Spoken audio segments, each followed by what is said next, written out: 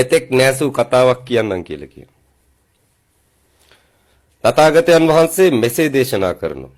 යමෙක් විශ්ව දොරටුවෙන් ඇතුල් වන්නේහිද ඔහු චක්‍රවර්ති රජ පදවිය අතික්‍රමණය කරා කියලා කියනවා. ඔයගොල්ලන් හිතාගෙන ඉන්නේ නිකම්ම එයා සෝතාපන්න වුණා කියලා? නැතිව. කොහේ හරි දහසකට ඝාතනයක් කරලා එකෙක් ඇතුල් වෙනවයි කියලා දැනගත යුතුයි. දහසක් මරලා එකෙක් ඇතුල් වෙනවයි කියලා දැනගත යුතුයි. දහසක් මරන ඕනේ ලෝකේ. එකෙක් සෝතාපන්න වෙන වෙලාවට. මෙන්න මේක ලොකු ප්‍රශ්නයක් වෙනවා. තථාගතයන් වහන්සේටත් බැලන්ස් කරගන්න බෑ. නතර කරන්න බෑ. යමෙක් සෝතාපන්න වෙන්න ඉන්නවනම් එක්ක ඔහු දහසක් නිදි කරවගෙන නිදහස ලබන්න පැමිණිය යුතු වෙනු. නැත්නම් යමෙක් සෝතාපන්න වෙන්න යනවනම් සෝතාපන්න වෙන වෙලාවට දහසකට නිදා ගන්න ඔප්පු ලියලා අවසන් වෙනවා.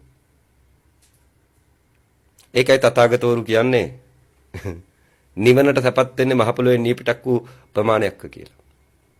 නිර්වාණයට සැපත් වෙන්නේ මහ පොළොවේ නියපිටක් වූ ප්‍රමාණයක් කියලා. අනික් කට්ටිය බේර ගන්න බෑ කියලා කියනවා. අනිත් අය බේර ගන්න බෑ කියලා කියනවා.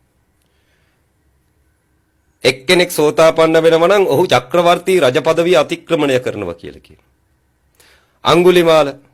අඟුලිමාල චක්‍රවර්ති රජ පදවිය අතික්‍රමණය කරන්න එන්නේ කොහොමද කියලා අහනවා. දහසක් නිදි කරගෙන වෙන.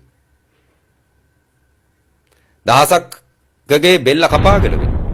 ඇවිල්ලි වෙල්ල අවසන් බෙල්ල කපන්න කලින් සෝතාපන්න කරනවා. යමෙක් සෝතාපන්න වෙනවා නම් මේ ලෝකයේ තුල දහසක් නිදාගත යුතුයි කියලා මේ කතාවෙන් දැනගත යුතුයි. ඒකින්ද විශ්ව දොරටුව ප්‍රධානය කරනවා වගේම අර නිදා ගන්න ඉන්න දහසට අවලෝකීතේශ්වර සූත්‍රයත් ප්‍රධානය කරන්නයි කියලා කියනවා. දෙක බැලන්ස් එකේ රැගෙන යා යුතුයි.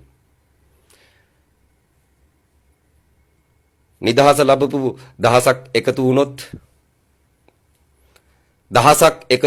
නිදහස ලැබපු දහසක් එකතු වුණොත් ඊට වැඩි ප්‍රමාණයක් මේ වෙනකොට ඉන්නෝයි.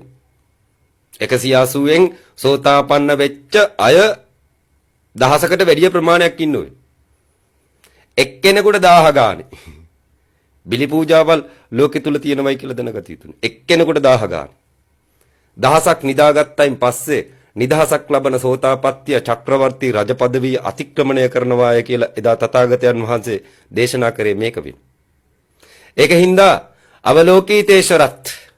අවලෝකීතේශ්වර සූත්‍රයත් 180න් ඇතුල් වෙන අය අන් අයට ප්‍රදානය කළ යුතු වෙනවා. නැත්නම් ඒ කට්ටියගේ ජීවිත අවදානම් කලාපවලට හසු වෙනවා.